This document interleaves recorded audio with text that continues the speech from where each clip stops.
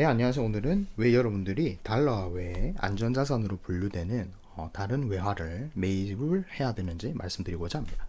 달러화가 기축통화가 된 거는 어쨌든 세계 2차 대전에서 미국이 승리를 견인했기 때문이고요. 그 상황에서 1944년 유럽의 재건을 위한 브레튼 우즈 체제가 도입이 되면서 어떻게 된다? 파운드에서 달러로 넘어오게 됩니다. 다만 이 1980년대 일본이 대호황을 맞이하면서 어떻게 되었습니까?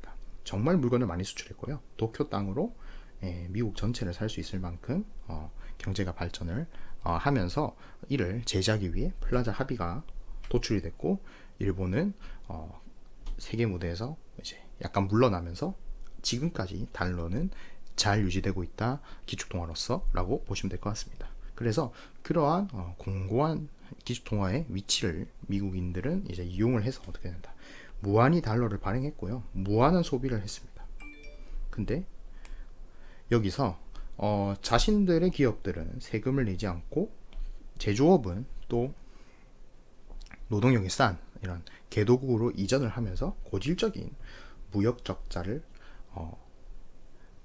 유지를 했습니다. 물론 이게 이제 나쁜 것만은 아닌 게, 돈이 어느 정도 이 시스템에 돌아야지 전 세계가 달러를 어느 정도 다 가질 수 있고, 그럼으로써 미국 달러가 이제 기축통화로서 유지되는 면도 있겠지만, 어쨌든 이러한 것이 좀 과도하게 오랜 시간 지속이 됐습니다. 자, 특히 어떻게 됐다? 원래는 미국의 수출과 미국으로의 수입이 동시에 증가하는 이러한 시스템을 보여왔는데, 어느 순간 미국의 수출은 줄고 수입은 점점 더 늘어나는, 그래서 어떻게 됐다? 중국과 유럽이 미국에 수출해가지고 이렇게 만든 달러를 쓸 데가 없는 상황이 발생이 됐습니다. 거기다가 바이든이 재정정책과 인프라 투자를 하자고 국채와 달러를 엄청나게 찍어내면서, 과연 이러한 달러가 현재 수준에서의 기축통화는 유지될 수 있는가라는 것이 지금 던져진 문제이고, 달러의 신뢰도에 문제를 삼고 있는 사람들이 있습니다. 그 이유는 첫 번째로 글로벌 무역 교차가 아까 말씀드린 대로 수출이 줄고 수입이 늘어서 굉장히 무역 불균형이 심각해졌다는 것이죠. 그 증거는 지금 현재 여러분들이 많이 이야기하는 이 해운업, 해운 운임에서 볼 수가 있습니다. 자, 물론 어떻게 됐다?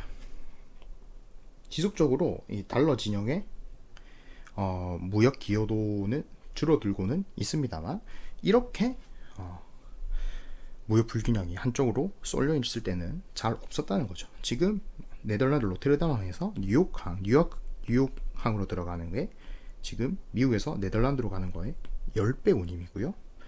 중국에서 미국 가는 배가 미국에서 중국 오는 배의 4배입니다. 물론 여기는 중국이 뭐 쓰레기라든지 이런 거를 받지 않는 이러한 영향도 있겠지만, 이러한 고질적인 컨테이너 가격 문제와 해운 운임의 한쪽만 증가하는 이러한 문제는 결국에 미국이 얼마나 무역 불균형이 심한지를 보여주는, 그리고 이게 상당히 구조적이라는 것을 보여주는 하나의 증거죠. 자, 미국에서 여러분 뭐 아무거나 싣고 오면은 엄청나게 싼 가격에 아니 중국에 유럽에 내다 팔 수 있는데, 이렇게 하더라도 무역 불균형이 줄어들지 않고 이 항공 운임이 올라가지 않는다는 것은 이게 미국 내 제조업 기반이 상당히 약하다는 것을 의미하는 거죠. 자, 그러다 보니까 어떻게 된다? 어차피 미국에서 물건 살 것도 없고 중국 위안화가 어떻게 된다? 또 중간에 끼어들어 가지고 이 위안화 결제까지 장려하다 보니까 이제는 글로벌 무역에서 달러가 차지하는 비중이 유로화가 차지하는 비중보다 더 낮아지는 그러한 결과를 우리가 낳게 되었습니다. 자, 다만 미국이 어쨌든 무역으로서의 이러한 패권은 잃어서 무역에서의 달러는 예전같이 못하다 하더라도 어쨌든 금융 시스템 내에서의 달러 위치는 공고하죠. 그래서 우리가 주식을 사더라도 미국 주식을 사려고 하고, 적금을 해도, 외화 적금을 해도 달러 적금을 하려는 이유가 바로 이겁니다. 지금 유로화보다 달러가 무려 3배 정도 많은 그러한 위치를 차지하고 있고, 그 이유는 아주 간단합니다. 미국의 주식시장이 무한하게 상승할 만큼 미국 경제 성장률이 전 세계보다 높기 때문이었죠. 그 이유는 미국은 다른 나라에는 없는 새로운 비즈니스들을 만들어냅니다. 애플이라든지 구글이라든지 또 페이스북이라든지 테슬라라든지 이러한 성장성이 높고 이익률이 높으면서 전 세계를 확장할 수 있는 그런 모델을 가진 나라죠. 자, 이걸 따라한 회사가 바로 일본의 소프트뱅크가 따라했지만 어떻게 된다? 일본은 결코 미국을 따라할 수 없었다는 것이 한 번 더 밝혀졌습니다. 그래서 결국에는 미국의 이러한 자본주의 시스템에서 굉장히 선구적인 비즈니스 플랫폼이 나오는데, 그것 때문에 미국의 경제 성장률이 전 세계보다 높은 것이 항상 보였고요. 그거를 견인한 게 뭐다? PMI 지수입니다. PMI 지수는 경제 심리 지수가 될 건데, 보시게 되면 어떻다?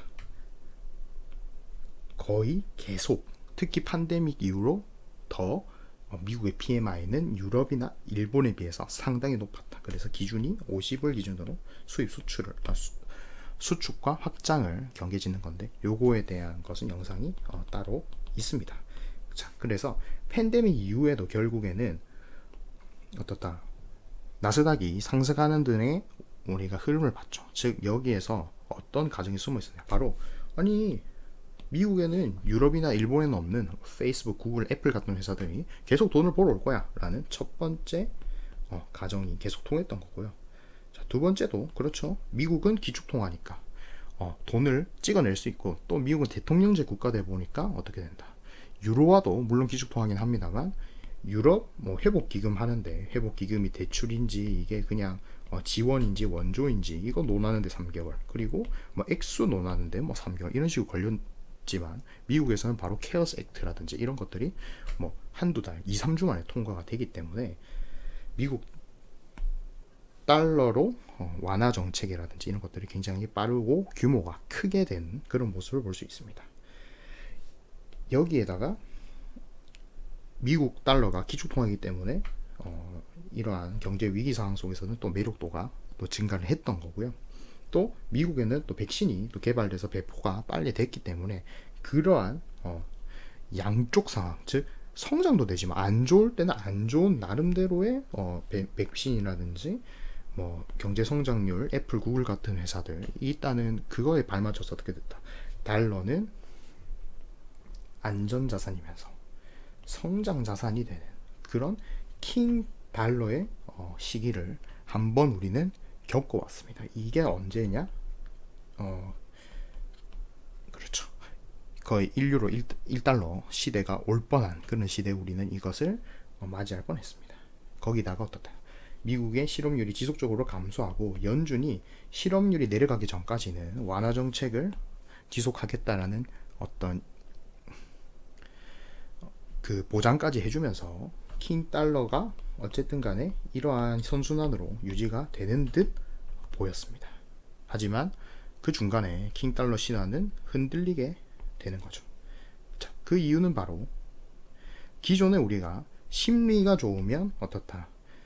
기업들이 투자를 늘리고 생산을 늘리고 고용을 늘려갖고 경제를 성장시키면 그 성장시킨 임금으로 다시 이 경제 선순환이 돌아야 되는데, 그 선순환이 끊겼다는 거예요. 즉 우리가 미국에 돈을 빌려주면 어떻게 된다? 미국이 그 돈을 열심히 굴려가지고 미국의 가치를 높여서 내가 더 높은 가치로 팔던가 기존에 비슷한 가치로 팔 수 있어야 그게 맞는 건데, 흔들리는 킹달러 신화가 온 거예요. 심리가 미국이 유럽보다 좋았던 걸 여러분들 보셨습니다. 하지만 지금 이 실선이 산업 생산이 되겠는데, 오히려 산업 생산은 어디서 많이 발생됐다? 유럽에서 많이 발생됐다. 즉 그 이유는 무엇이냐? 첫 번째, 미국에서 무언가를 생산하기 위해서 부품이라든지 반제품이 유럽에서 들어와야 하는 경우죠. 두 번째는 미국의 아까 전에 말씀드렸던 대로 아웃소싱 때문에 어떻다? 아예 이 생산이 불가능해서 유럽에서 수입을 해야 되는 경우도 발생을 하겠죠. 그리고 세 번째는 바로 연준이 중요하게 이야기했던 이 실업률에 대한 이야기가 되겠습니다. 미국은 트럼프 시기 말하고 또 바이든 대통령도 어쨌든 코로나 바이러스라는 어떤 이 국경적인 문제 때문에 이민자를 좀 적게 받게 되었어요. 그리고 동양인 경우에도 이 대학 입학이 좀 어렵게 되는 그러한 개편 과정을 거치면서 미국에는 어쨌든 이민자가 줄어들면서 저숙련 저임금 노동자를 중심으로 부족한 현상이 발생이 됐고, 그 때문에 미국에서 돈을 뿌려가지고 소비를 늘렸음에도 불구하고 그 소비의 어떤 기반이 되고 결과물이 되어야 하는 노동자들이 늘지 않게 되었습니다. 그래서 어떻게 됐다? 미국은 심리는 계속 고용과 투자와 생산을 하겠다는 심리는 좋아지는 망정, 그것이 실제 산업 생산으로는 이어지지 못한 것이고요. 그 미국에서 만들어낸 어떤 수요가 결국에는 다른 국가들로 전파되면서 미국의 부양책에 대한 수혜는 결국 다른 나라들이 가져가는 그러한 모습을 보인 거고요. 거기다가 두 번째 문제는 바로 이 부양책 자체에도 지금 보이고 있는데, 미국 실업고객과 팬데믹, 이 코로나19 이후로 굉장히 늘어나면서 실제로 미국이 필요로 하는 이런 저숙련 저임금 노동자들이 이렇게 열심히 일을 해가지고 돈을 받는 것보다 그냥 집에서 노는 게 훨씬 더 나았다는 것이죠. 그래서 근로자들 자체도 이러한 재정 정책 때문에 근로의욕이 떨어지면서 어떻게 됐다.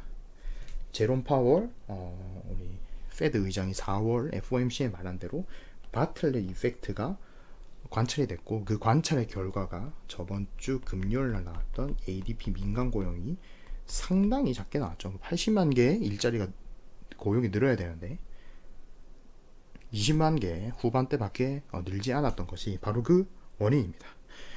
자, 이런 식으로 어떻다. 심리는 좋아졌지만 미국 내에서 조달이 안 되는 형상, 그것을 우리가 전체적으로 보고 있는 거예요. 그게 바로 현금에서 현물 중심의 경제를 우리가 넘어온 것을 볼 수가 있는데, 반도체 공급 지연이라든지 굴이나 철광석 공급 부족이라든지 혹은 산업의 캐파 부족이 그 원인이 우전됩니다. 근데 뭐다, 캐파 부족인데 미국에서 완화 정책과 강력한 회사채 지원 정책을 통해서 투자를 유도를 했습니다만, 그 투자가 하루아침에 되는 게 아니죠. 실제 경제에 도달하는 시차가 있다 보니까 어떻게 됐다. 지금의 경제는 심리와 실질적 생산이 따라오지 못하는 바틀렛 이펙트가 발생한 것이고, 미국의 PMI는 계속 높아져가죠. 왜냐? 아무리 생산을 증가시키고 수요가 좋아져도 그것을 따라잡을 수 없으니 투자객이 더욱더 공격적으로 집행하겠다는 심리적인 개선세만 나타날 뿐, 실제적인 어떻다 생산량에 있어서는 오히려 이 일본에게도 밀리는 그러한 사태가 벌어지고 있는 겁니다. 자, 그러다 보니까 미국이 이제는 돈을 찍더라도 실제로 경제 성장력으로 이어질 수도 없고, 또 인플레이션이 발생하다 보니까 어떻게 됐다.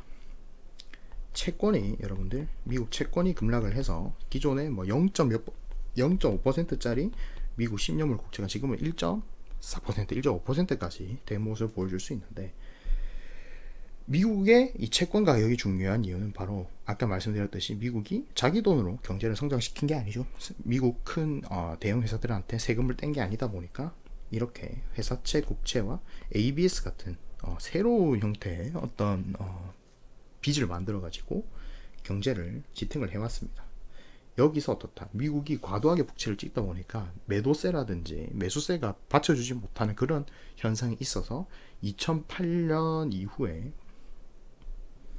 연준이 어떻게 됐다. 연준이 스스로 달러를 가상으로 만들어내 가지고 미국 국채를 사는 이러한 양적 완화까지 사용을 하면서 미국의 채권을 자체적으로 매수세를 만들어내긴 했습니다만, 결국에 미국 채권의 가장 큰 매수 주체는 바로 해외 중앙은행들이죠. 그래서 유럽 같은 경우 2015년에 유로화 경제 위기 이런 것을 겪으면서 어떻게 됐다. 꾸준하게 미국에 대한 채권 포지션을 늘려나가고 있습니다. 일본 같은 경우는 뭐 아베노믹스라든지 이런 걸 하는 거에 따라 가지고 일부 이제 미국의 채권을 조금 정리하는 모습이 있었습니다만, 다시 어쨌든 글로벌 경기 호조라든지 또 이 외교적인 이유로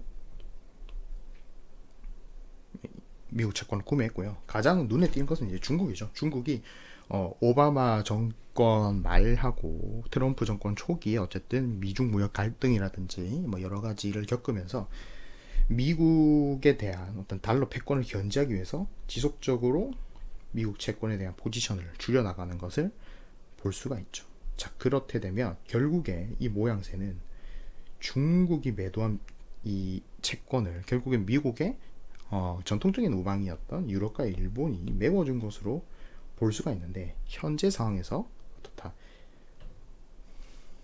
고인플레이션으로 아까 말씀드렸듯이 채권 매력이 떨어지고 중국이 매도세를 했을 때 과연 지금 일본과 연준 그리고 유럽이 매수해줄지 아닐지는 확실하지가 않습니다만, 그랬을 때 국채가 버틸 수 있냐는 질문이 이제 나오는 거죠. 왜냐? 우리가 0.5%에서 연준이 완화책을 지속한다고 이야기했음에도 불구하고 우리가 갖고 있는 달러보다 너무나 많은 양의 국채와 새로운 달러, 양적 완화로 발행된 달러들이 너무 많다 보니까 미국 국채에 대한 신뢰도가 떨어진 거고, 인플레이션이 오다 보니까 더욱 그런 현상이 가속되었죠. 그러면 여기서 발생되는 거는, 국채라는 것은 이 모든 이 미국 이 달러로 발행한 채권 중에 가장 신용도가 좋은 친구란 말이에요. 그러면 여기서 회사채가 과연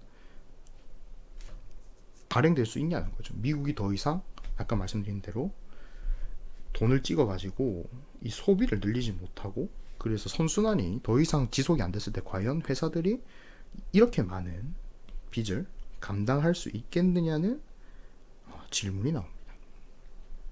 그러면 만약에 회사채가 발행이 안 되고 기업들이 그로 인해 가지고 서로의 선순환이 깨지게 되면 과연 증시가 보여주는 현재 엄청난 이 밸류에이션이 유지가 되겠냐는 질문까지가 나오게 되는 거죠.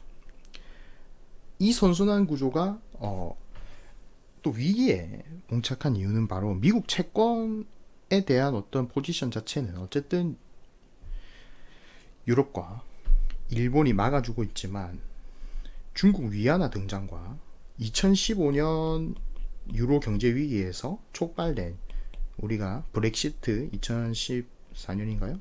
2017, 8년에 브렉시트하고 그 이후에 뭐 마린 르펜의 프랑스라든지 뭐 오성 운동 이탈리아 같은 유럽 연합 탈퇴 운동이 어느 정도 잠잠해지면서 유로화의 어떤 정치적 리스크도 줄어들게 되었습니다. 그래서 유로 결제 무역과 유럽 상황 안정에 따라서 유로화의 어떤 신뢰도가 증가했고, 여기서 중국 위안화가 이 IMF에서 말하는 SDR 스페셜 디포지터리 리저브에 또 들어가면서 어떻게 됐다? 달러화에 대한 중앙은행의 비중은 엄청나게 빠르게 좀 예년사에 감소를 한 모습을 볼 수가 있습니다. 지금 보시면 전 세계 중앙은행 보유고는 늘어나는데 달러는 거의 2017년 이후에 늘어나지 않는 모습을 보이고 있습니다. 이 이유는 이제 물론 전 세계가 뭐 IMF 기준을 좀 따라가긴 합니다만, ECB라든지 SNB라든지 BOJ 같은 쪽들이 달러 채권 매입은 느리고 달러 화폐에 대한 것은 좀 매수를 좀 줄이고 있어요. 그 이유는 뭐다? 아까 전에 말씀드렸지만 강한 인플레이션이 예측되기 때문에, 그리고 달러를 계속 찍어내기 때문에 갖고 있으면 손해를 보는 것이 달러다. 그러면 유럽이 어쨌든 어느 정도 상황이 안정됐고, 이번 팬데믹에서도 어떻게 됐다? 미국은 금리를 비상으로 내렸지만 유럽은 금리를 어쨌든 0으로 고정을 시켜놨잖아요. 그럼 그런 상태에서 유로화를 오히려 사는 게 낫지 않겠느냐라는 중앙은행의 판단들이 있었고, 또 미국의 제재를 받은 나라들이 유로화를 대거 삽니다. 미국 제재를 받은 나라는 생각보다 많죠. 러시아라든지 뭐 이란이라든지 이런 나라들이 또 금과 유로화를 자신들의 기축 외환 보유고로서 사용을 하면서 현재는 달러화의 보유 비중이 1995년 이후 최저가 되었는데, 보시게 되면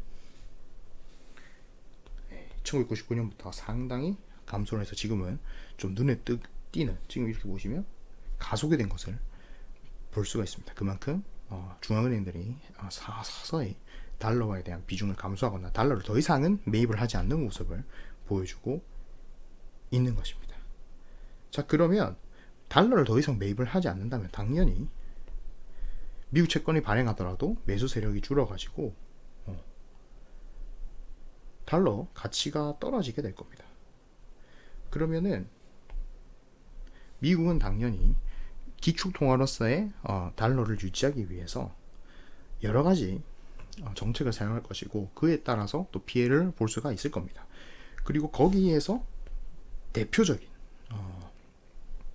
분쟁을 겪는 국가가 바로 고정환율제를 채택하는 중국이 될 거고요. 그래서 상당한 마찰이 예상이 되고 있습니다. 그래서 그거를 좀 피해보자. 그러면은 어떻게 될 것인가라고 하면, 일단은 어떻게 된다. 달러 기축통화에서 아까 말씀드렸듯이 안정성이 있는 다른 화폐들을 매수하는 이런 중앙은행들의 흐름에 맞춰서 여러 가지 기축통화가 지역적으로 쓰이든지, 안 그러면은 뭐 용도별로 무역할 때는 유로를 쓰고 뭐 파생상품 결제는 달러를 쓰고 뭐 이런 식의 모습으로 좀 변할 수가 있겠다. 일시적으로는 그렇죠.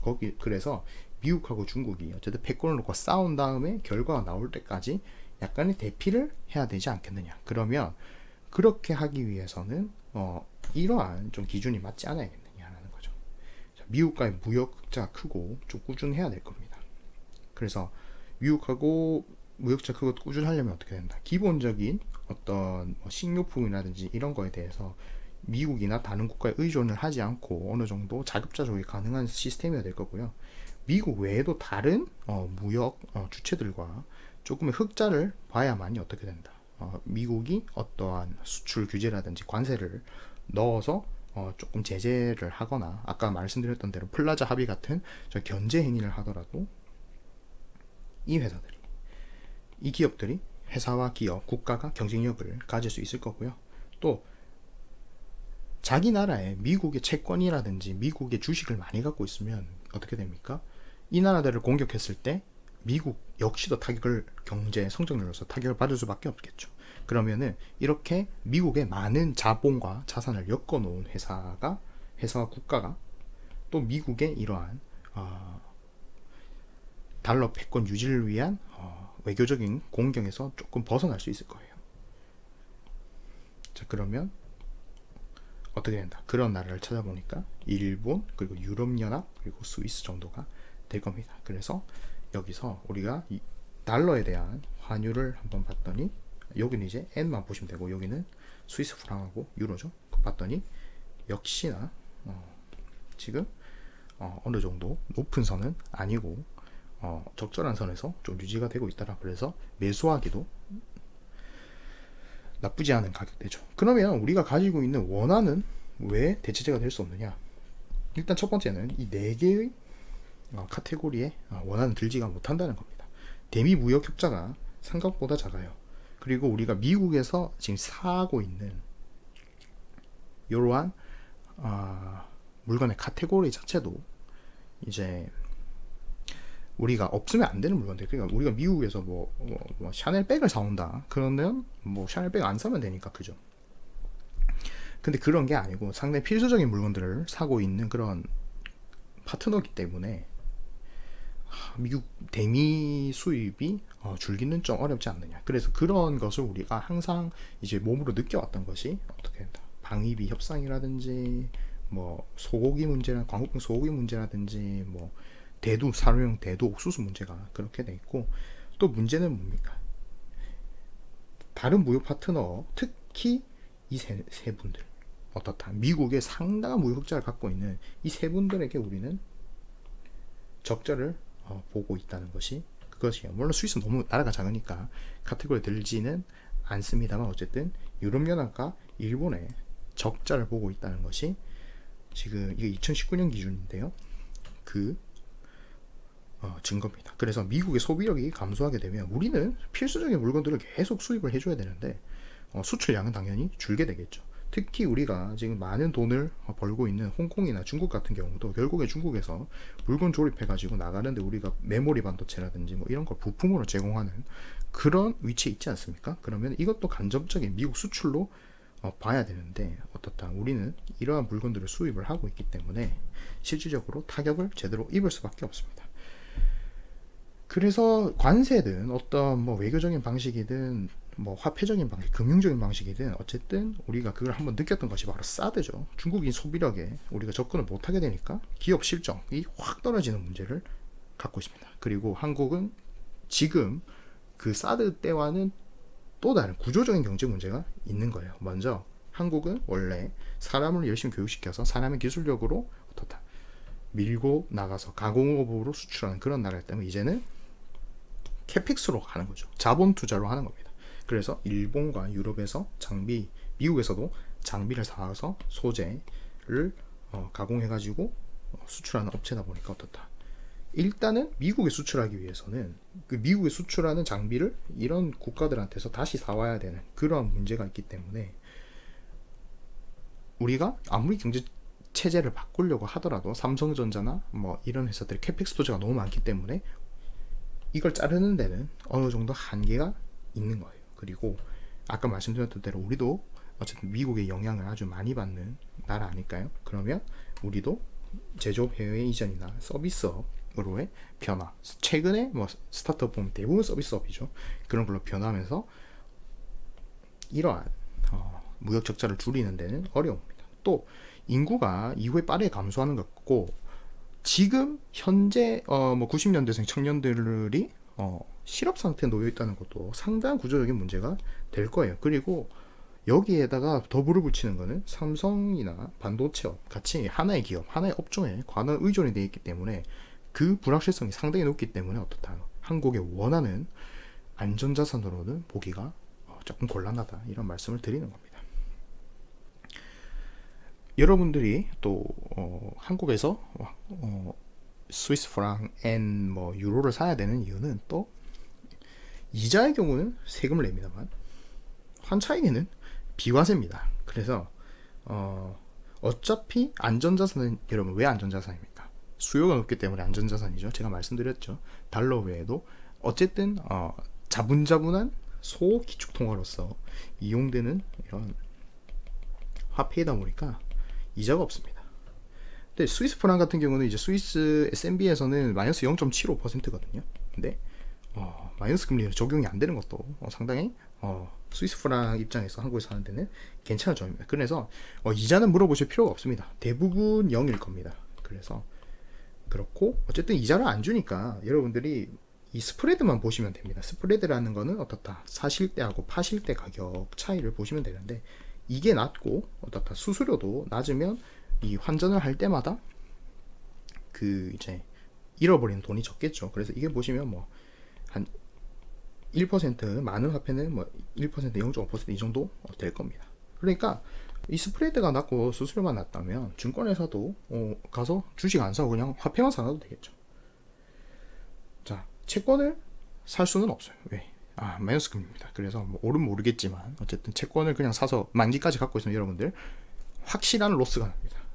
100원 주고 채권 사는데 99원을 주는 여러분 마법을 경험하실 수가 있고요. 주식을 사면 경기 방어주 정도는 여러분들 사실 수가 있는데 이 나라들의 화폐는 안전자산입니다. 그럼 어떻게 되냐? 경기가 좋아요. 그러면 주식이 오릅니다. 근데 이 화폐의 가치는 낮아져요. 그러면 여러분들 번 돈이 없습니다. 경기가 낮아집니다. 안전자산의 가치 올라요. 주식의 가치는 떨어집니다. 그럼 여러분들 돈 번 게 없습니다. 그래서 여러분들이 회사 보시고 정말 베타 말고요. 뭐 시장에 따라서 시장이 올라가면 이 회사 많이 올라간다 이거 말고 여러분들이 알파가 없으면 정말 이 회사가 좋아서 뭐 경기와 상관없이 간다 이런 게 없으면 경기 방어주 정도 살까라고 해서 가볍게 주식을 사시면 여러분들 남는 게 하나도 없는 마법을 보실 수가 있습니다. 자, 아까 전에 말씀드렸죠. 결국 이 나라들의 화폐는 경기와는 반대로 갑니다. 그럼 어떻게 된다? 세계 불황이 났을 때 이 회사들의 안전자산이 강세가 되는데 여기서 돈을 벌면 비과세니까 어떻게 된다? 보험보다 낫죠. 비과세인데요. 그리고 어떻다? 이자는 어떻게 못 받아요. 그래서 여러분들에게 저는 강력하게 추천을 드립니다. 유로, 엔, 스위스 프랑 하나 골라 사셔도 좋지만 항상 그렇듯이 분할 매수하는 것을 더 추천드리고요. 각각의 화폐에 조금 차이가 있을 거예요. 그래서 유로 같은 경우는 조금 더 경기가 글로벌 경기가 좋을 때 조금 더 힘이 있을 거고 엔화 같은 경우는 일본의 또 정책에 따라서 움직이는 게 좀 심할 겁니다. 그래서 BOJ, ETF 매입이라든지 뭐 이런 거에 대해서 또 영향을 받을 수가 있을 것이고 스위스 프랑 같은 경우는 스위스 프랑에서 뭐 산다, 판다 뭐 이러한 결정들이 갑자기 나오는 경향이 있어요. 그래서 그거에 따라서 움직이기 때문에 달러에 대해서 안전자산 숏 포지션을 잡을 때는 그러한 목적에서, 즉 내가 환차익으로 돈을 많이 벌겠다 이런 게 아니고 보험의 목적에서 접근을 한다면 분할 매수가 맞고요. 분할 매수도 맞고 또 한 번에 많이 사시면 안 되겠죠. 왜냐? 어디가 저점이고 어디 고점인지 우리는 그 놀라운 환 세상을 볼 시간적 여유도 없고 그런 머리도 안 되기 때문에 그냥 길게 내가 긴 트렌드를 잡으려면 한 번에 사는 게 아니죠. 긴 기간 동안 분할해서 조금씩 매입을 하시면 될 것 같습니다. 자, 어쨌든 비과세죠. 해지 위약금도 없죠. 여러분 언제 깨도 세금을 내지 않습니다. 이거 딱 주시면 돼요. 그러니까 여러분들이 부담되지 않는 선에서 저점에서 뭐 주식 물타기용 긴급 자금을 내가 그냥 저축을 한다. 그러면 최고의 선택이 될 수가 있는 것입니다. 여러분들이 많이 이제 이 시점에 2020년 팬데믹 터지고 주식시장에 들어오신 분들은 이걸 느끼지 못하겠지만은 사실상 우리가 트럼프 때 무역 협정 한번 할 때도 상당한 변동성을 이루어져 왔습니다. 그거를 좀 대비를 하자는 거고요. 어쨌든 유로화는 그런 중국과 미국의 알력 다툼에서 아까 전에 말씀드렸듯이 경제 성장이라든지 유로 진영의 정치적인 어떤 이슈 때문에 사실상 많은 다운 트렌드를 겪어왔어요. 하지만 이제는 처음에 달러를 너무 많이 찍어서, 두 번째 여기서 미국 국채 금리가 올라서 미국 국채에 대한 매수세가 일본이 넣어주면서 유로화가 좀 많이 떨어지긴 했습니다만 어쨌든 인플레이션과 고용 지표가 안 좋아지고 아까 말씀드린 대로 산업 생산이 따라오지 못하면서 그것마저도 다 끝나게 됐습니다. 그래서 이러한 매도세가 끝이 났고 유럽 내부에서도 어떻게 된다. 지금 이탈리아 총리가 어쨌든 드라기로 바뀌었죠. 그래서 그런 것도 있고 또 프랑스도 이전에 있었던 뭐 황색 파업이라든지 이런 것도 많이 진정이 됐고 노란 조끼 파업 이거 진정이 됐고 여기도 어쨌든 다시 한번 또 재기에 발판을 마련을 했습니다. 자, 그래서 어떻게 된다. 앞으로는 또 중국하고 미국이 싸우면 이게 한번 온다는 거예요. 이게 너무 커서 별거 아닌 것 같지만 그 당시에는 상당히 정말 놀라운 정도의 변동성을 보여줬습니다. 그러면 그 변동성에서 우리 같은 개인들이 정말 살아남을 가능성이 있느냐라고 봤을 때 살아남긴 살아남겠죠. 하지만 보험 정도 하나 깔고 가는 거는 나쁘지 않고 주식시장의 밸류에이션이 올라오면 올라올수록 어떻다. 안전자산을 갖고 있는 게 좋은데 여러분들 비과세에다가 해지 수수료도 없고 여러분들 빼고 싶을 때 마음대로 뺄 수 있는 외화 하나 가지고 있으면 어떨까라는 말씀 드리면서 오늘 영상 마무리하겠습니다. 그래서 최근 제가 많은 미국 국채, 미국 통화, 미국 주식 이야기를 했지만 어쨌든 항상 탈출구는 하나 열어놓는 게 맞다고 보고요. 주식을 함으로써 저는 버는 것보다는 잃지 않는 게 더욱더 중요하다고 봅니다. 그래서 여러분들의 어쨌든 소비력 그리고 어떤 안전자산의 입장에서 유로화를 한번 관심 있게 보시고 유로화, 엔화, 스위스프랑 한번 보시고 적금식으로 부어도 좋고 뭐 그냥 수십출금으로 부어도 좋고 어차피 이자는 없으니까 그런 마음에서 한번 매수를 해보시면 좋을 것 같습니다. 향후 위기 상황이 왔을 때 뭐 상당히 저는 괜찮은 선택이 될 거라고 믿고 이러한 외화 예금 한번 상품 찾아보시고 스프레드하고 수수료 이렇게 합쳐가지고 좀 따지면서 주거래은행 하나 만드시는 것도 좋은 것 같습니다. 그래서 재미없는 영상 보셔서 아주 감사합니다.